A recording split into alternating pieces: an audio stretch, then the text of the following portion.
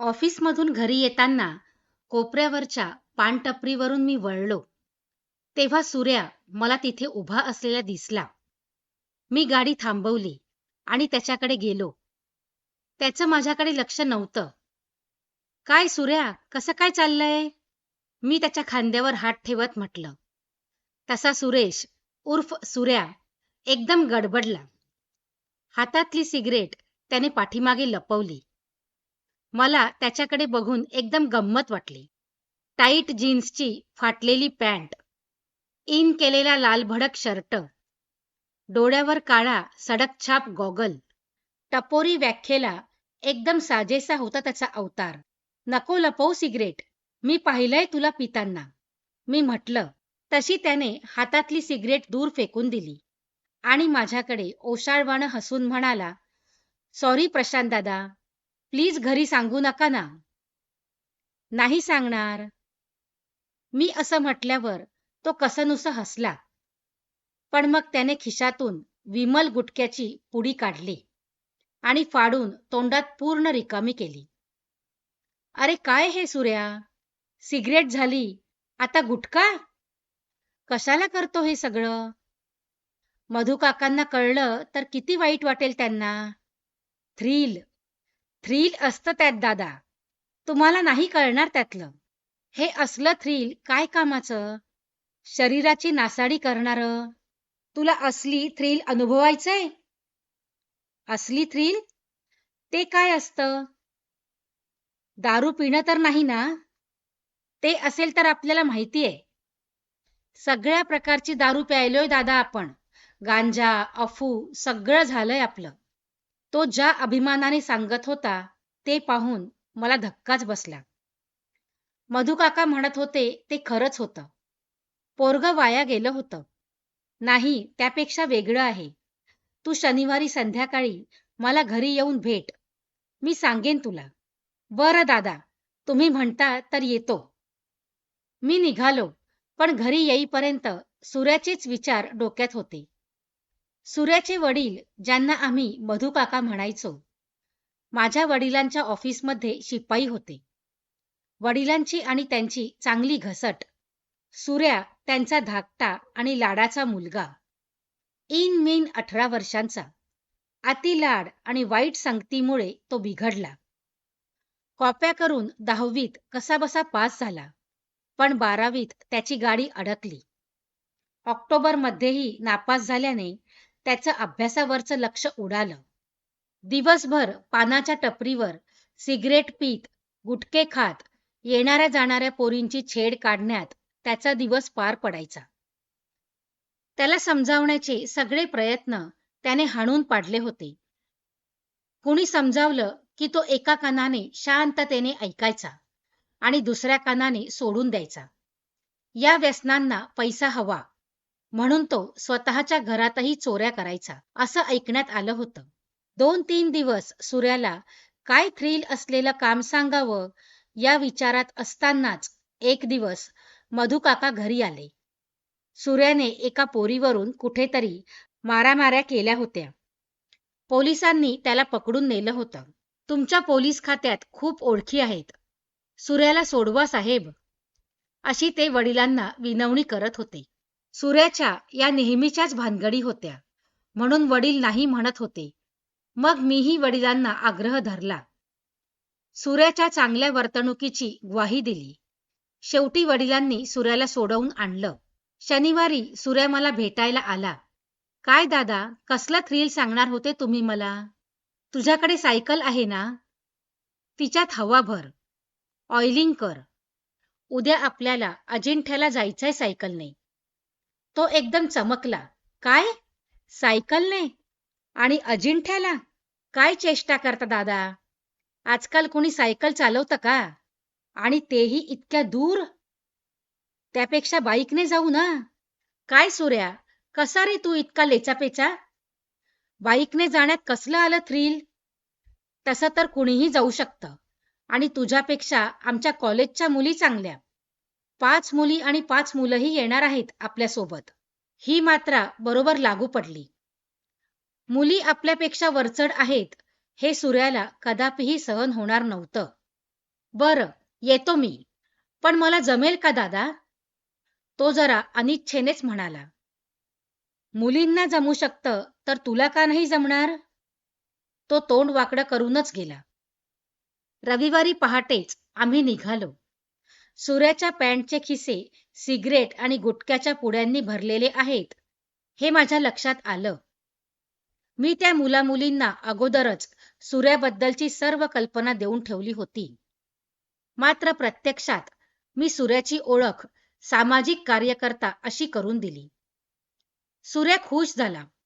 खरं तर माझ्यासोबतची मुलं सायकलिंग एक्सपर्ट होती. त्यांच्या सायकलीही महागड्या, पण वजनाने हलक्या आणि चांगल्या होत्या. त्यामुळे त्यांच्या वेगाने चालवणं सूर्याला जड जाऊ लागलं. तो मागे पडू लागला की मी त्याला हळूच म्हणायचो, "बघ, तू सिगरेट पितोस ना, त्याचे परिणाम आहेत हे." त्याला ते पटायचं. त्याचबरोबर मुलींसमोर गुटखा खाऊ नको, त्या तुझा तिरस्कार करतील. पुन्हा कधी ट्रिपला तुझ्यासोबत येणार नाहीत. असं सांगून मी त्याला गुटख्यापासून लांब ठेवत होतो. रात्री आम्ही परतलो, तेव्हा सूर्या जाम थकून गेला होता. आधी ठरवून दिल्याप्रमाणे सगळ्या मुलामुलींनी, "साधी सायकल असूनही तू खूप चांगली सायकल चालवली. काय स्टॅमिना आहे यार तुझा." असं म्हटल्यावर सूर्या चांगलाच खुश झाला. सगळे गेल्यावर मला म्हणाला, "मज्जा आली दादा. काहीतरी वेगळंच थ्रिल होतं यात. पुन्हा काही असं असेल तर जरूर सांगा." अरे हीच मुलं पुढच्या महिन्यात अष्टविनायक यात्रेला जातायत सायकलने. जायचं का तुला? दादा, जायची तर खूप इच्छा आहे, पण खूप खर्च येईल ना? काही नाही, फक्त 4-5 हजार रुपये. तू जमव काही, उरलेले मी देईन तुला. धन्यवाद दादा. ते सोड. एक गोष्ट मात्र लक्षात ठेव. तिथंही तुला दारू, सिगरेट पिता येणार नाही. गुटखा खाता येणार नाही. मुलींसमोर तुझी इमेज खराब करू नकोस. तुमची शपथ दादा, मी हातही लावणार नाही. तो गळ्याला हात लावत म्हणाला. पुढच्या महिन्यात सूर्या अष्टविनायक यात्रेला गेला. त्या अगोदर मी या सायकल सफरीची बातमी आणि सहभागी तरुणांचे फोटो वर्तमानपत्रात दिले होते. आपलं नाव आणि फोटो पेपरमध्ये पाहून सूर्याला आनंदाचं उधाण आलं. आपल्या सगळ्या टपोरी मित्रांना ते तो दाखवत सुटला. अष्टविनायक सफर करून परत आल्यावर सूर्या मला भेटायला आला. जाम खुश होता. किती सांगू किती नाही असं त्याला झालं होतं. सुसंस्कृत मुलामुलींमध्ये राहिल्यामुळे त्याच्या वागणुकीत प्रचंड फरक पडला होता. बोलण्यात, वागण्यात सभ्यपणा आला होता. दादा, आता यापुढे काय करायचं? उत्साहाने त्याने विचारलं. यापेक्षाही चांगलं थ्रिल तुला पाहिजे असेल, तर तुला हिमालयात ट्रेकिंगला जावं लागेल. ट्रेकिंग? काय असतं हे? मी त्याला सविस्तर सांगितलं. रॉक क्लाइम्बिंग आणि रॅपलिंगचीही माहिती दिली. तो रोमांचित झाला. पण याकरिता खूप पैसा लागतो. त्याच्यासाठी तुलाच काम करून तो जमवावा लागेल. कोणतंही काम सांगा दादा, मी काहीही काम करायला तयार आहे. माझे एक वकील मित्र आहेत. त्यांना ऑफिस कामासाठी एका मुलाची गरज आहे. तू जाशील? महिन्याला 5,000 देतील ते. जाईन दादा. असाही टपोरीगिरी करण्यापेक्षा पैसे कमवले तर घरचेही खुश राहतील.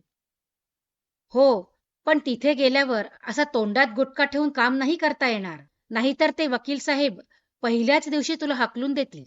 नाही दादा, ड्युटी संपल्यावरच मी गुटखा खाईन. सूर्या देशमुख वकिलांकडे जायला लागला.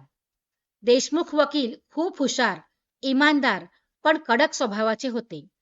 सूर्याचं आयुष्यच तिथे बदलणार होतं.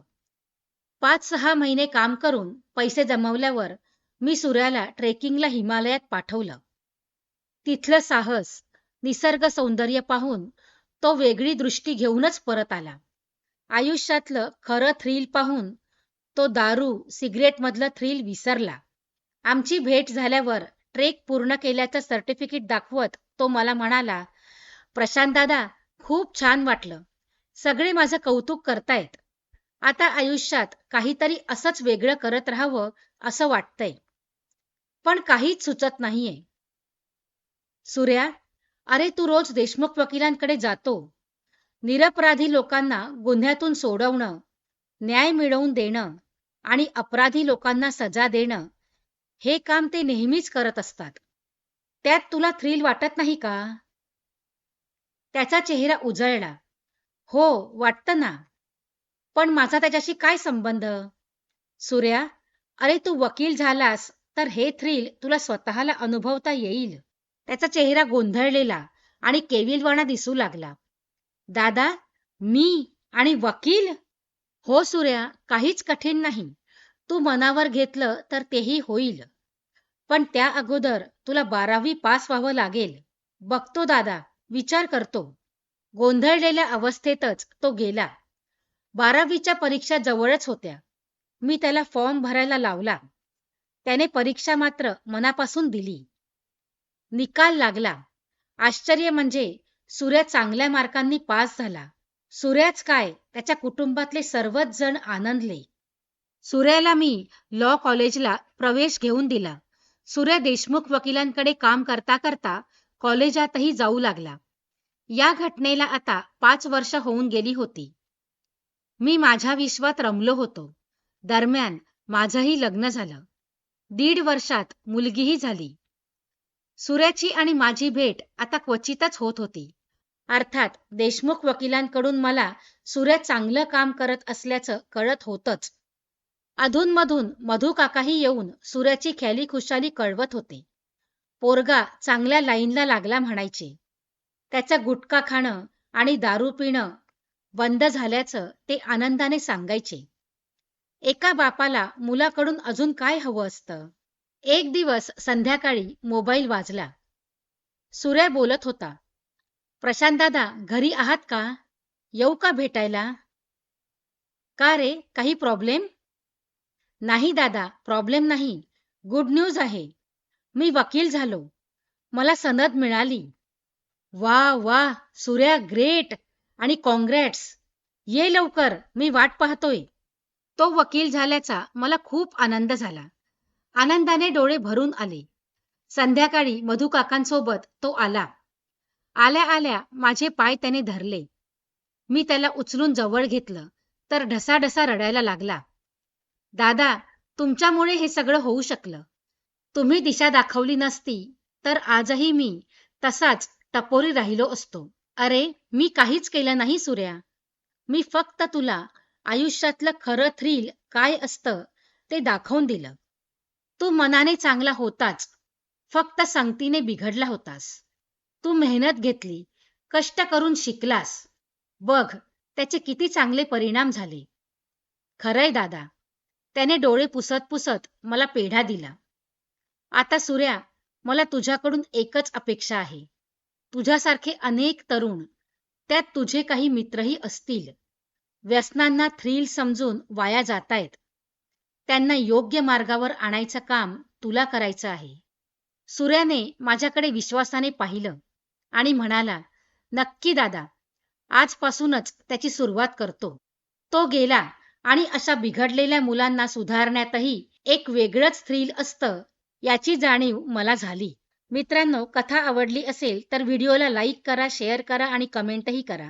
आणि आपल्या चॅनलवर नवीन असाल तर चॅनलला सबस्क्राईब करा. धन्यवाद.